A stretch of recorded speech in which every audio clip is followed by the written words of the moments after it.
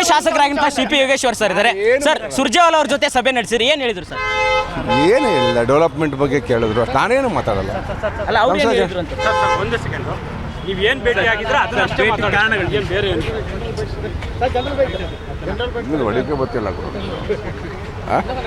Sir. ನೀವು ಹೇಳಿ ಕ್ಷೇತ್ರದಲ್ಲಿ ಬಿಸಿ ಆಗ್ಬಿಟ್ಟಿದ್ರಿ ಓಕೆನಾ ಸರ್? ಸುರ್ಜೇವಾಲಾ ಹತ್ರ ಭೇಟಿ ಆಗಿದ್ರಿ, ಏನು ನಿಮ್ಮ ಅಭಿಪ್ರಾಯ ಏನು ತಿಳಿಸಿದ್ರಿ? ಅವ್ರು ಏನು ಕೇಳಿದ್ರು? ಅವರೇನು ನನ್ನ ಅಭಿಪ್ರಾಯನೇ ಕೇಳಲಿಲ್ಲ. ಡೆವಲಪ್ಮೆಂಟ್ ಬಗ್ಗೆ ಕೇಳಿದ್ರು. ಸರ್ಕಾರ ಉಪಚುನಾವಣೆಯಲ್ಲಿ ಸಾಕಷ್ಟು ಹಣ ಕೊಟ್ಟಿದೆ, ಡೆವಲಪ್ಮೆಂಟ್ ಬಗ್ಗೆ ಏನು ಯಾವುದೇ ಇಶ್ಯೂಸ್ ಇಲ್ಲ ಅಂತ ಹೇಳಿದೆ. ಮಿಕ್ಕದೇನಿದ್ರು ಪರ್ಸ್ನಲ್ಲಾಗಿ ಏನಾದ್ರು ಇದ್ದರೆ ಮಾತಾಡಿ ಅಂತ ಹೇಳಿದ್ರು ಅಷ್ಟೇ. ಫೋನ್ ನಂಬರ್ ಕೊಟ್ಟರು ತಗೊಂಡು ಬಂದೆ. ಅಲ್ಲ, ಆಡಳಿತದ ಅಭಿವೃದ್ಧಿ ಅನುದಾನ ಅದೆಲ್ಲ ಏನು ನಾನು ಹೊಸಬ ಅಲ್ವಾ, ಈಗ ತಾನೇ 5-6 ತಿಂಗಳಾಗಿದೆ ಗೆದ್ದು, ಅದ್ರ ಬಗ್ಗೆ ಏನು ಡಿಸ್ಕಷನ್ ಆಗಲಿಲ್ಲ. ಹೇಳಿದೆ ನಮಗೆಲ್ಲ ನಮ್ಮ ತಾಲೂಕು ಚೆನ್ನಾಗಿದೆ, ಸಮೃದ್ಧಿ ಆಗಿದೆ, ಏನು ಇಶ್ಯೂಸ್ ಇಲ್ಲ ನಮ್ಮಲ್ಲಿ. ಇಕ್ಬಾಲ್ ಹುಸೇನ್ ಅವರು ಹೇಳಿದ್ದಾರೆ ಡಿ.ಕೆ ಶಿವಕುಮಾರ್ 100 ಜನ ಹೇಳಿ ಸರ್.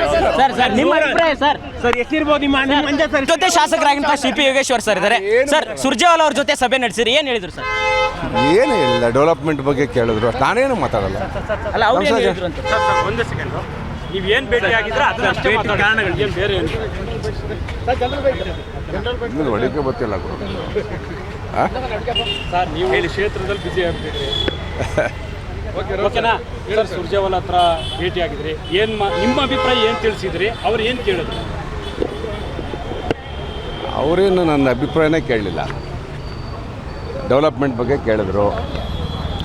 ಸರ್ಕಾರ ಉಪಚುನಾವಣೆಯಲ್ಲಿ ಸಾಕಷ್ಟು ಹಣ ಕೊಟ್ಟಿದೆ, ಡೆವಲಪ್ಮೆಂಟ್ ಬಗ್ಗೆ ಏನು ಯಾವುದೇ ಇಶ್ಯೂಸ್ ಇಲ್ಲ ಅಂತ ಹೇಳಿದೆ.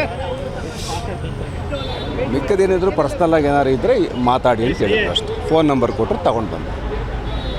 ಅಲ್ಲ, ಆಡಳಿತದ ಅಭಿವೃದ್ಧಿ ಅನುದಾನ ಅದೆಲ್ಲ ಏನು ನಾನು ಹೊಸಬ ಅಲ್ವಾ, ಈಗ ತಾನೇ 5-6 ತಿಂಗಳಾಗಿದೆ ಗೆದ್ದು, ಅದ್ರ ಬಗ್ಗೆ ಏನು ಡಿಸ್ಕಷನ್ ಆಗಲಿಲ್ಲ.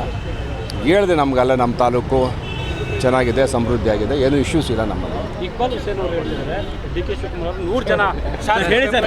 ಸರ್ ಸರ್ ನಿಮ್ಮ ಅಭಿಪ್ರಾಯ ಸರ್? ಸರ್ ಎಷ್ಟಿರ್ಬೋದು ನಿಮ್ಮ ಮಂಜ ಸರ್?